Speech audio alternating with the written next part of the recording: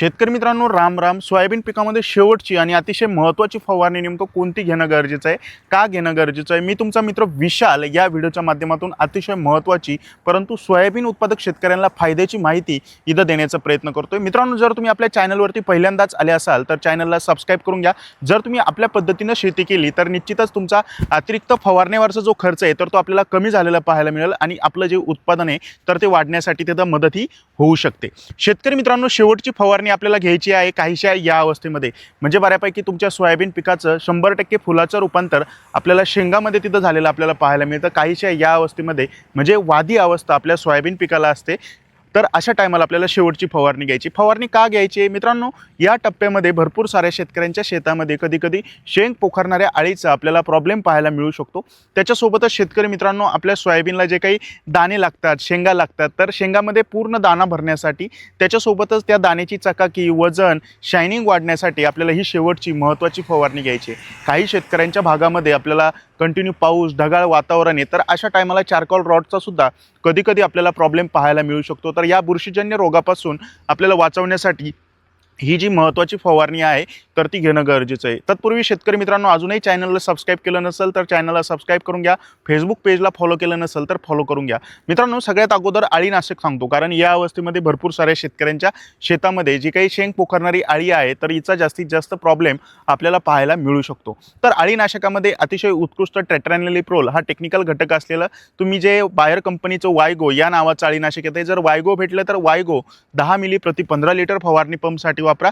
किंवा शेतकरी मित्रांनो, एकदम नॉर्मल अळी आहे किंवा अळीचा अटॅकच नाही तर अशा टायमाला प्रतिबंधात्मक उपाययोजना म्हणून तुम्ही इमामेक्टिन बेंझोएट 5% SG हा घटक असलेलं जे कोणत्याही कंपनीचं एखादं कीटकनाशक वापरा, ज्याच्यामध्ये प्रोक्लेम या नावाचं एक अळीनाशक येतं पहा, तुम्ही प्रोक्लेमचा वापर करू शकता 10 ग्राम प्रति 15 लिटर फवारणी पंपसाठी. मित्रांनो, सगळ्यात महत्त्वाचं म्हणजे याच्यामध्ये आपल्याला जैविक पोटॅशचा वापर करायचा आहे. जैविक पोटॅशने काय होणार आहे, आपल्या पूर्णपणे शेंगामध्ये तिथं दाणा भरलेला पाहायला मिळेल. दाण्याची क्वालिटी, शायनिंग, वजन आपल्याला तिथं वाढलेलं पाहायला मिळणार आहे. मग जैविक पोटॅशमध्ये मी तुम्हाला 2 प्रोडक्ट सांगतो, कोणतेही एका प्रोडक्टचा वापर करा, ज्याच्यामध्ये आपल्याला 20% पोटॅश आणि 1.5% आपल्याला सल्फर या अन्नद्रव्याची मात्रा पाहायला मिळते. ज्याच्यामध्ये केसर्ज या नावाचं औषध आहे पाटील बायोटेक कंपनीचं, किंवा FMC कंपनीचं लिजंट या नावाचं औषध आहे पहा. दोघांमध्ये टेक्निकल घटक सेमच आहे मित्रांनो. तुम्ही लिजंट किंवा केसर्ज या औषधाचा वापर करू शकता खाली 5 ग्राम प्रति 15 लिटर फवारणी पंपसाठी. एक अळीनाशक आणि एक जैविक पोटॅश याचा कंपल्सरी आपल्याला वापर करायचा आहे. जर तुमच्या तिकडं जैविक पोटॅश नाही भेटला तर अशा टायमाला तुम्ही 0050 या विद्राव्य खताचा सुद्धा फवारणीमध्ये वापर करू शकता 100 ग्राम प्रति 15 लिटर फवारणी पंपसाठी. याच्यासोबत शेतकरी मित्रांनो, कंटिन्यू पाऊस असेल तरच बुरशीनाशक वापरा. तर बुरशीनाशकामध्ये जर विचार केला तर तुम्ही एखादं साधं बुरशीनाशक वापरू शकता, ज्याच्यामध्ये 22 पावडर आहे पहा. 22चा वापर करू शकता 50 ग्राम प्रति 15 लिटर फवारणी पंपसाठी.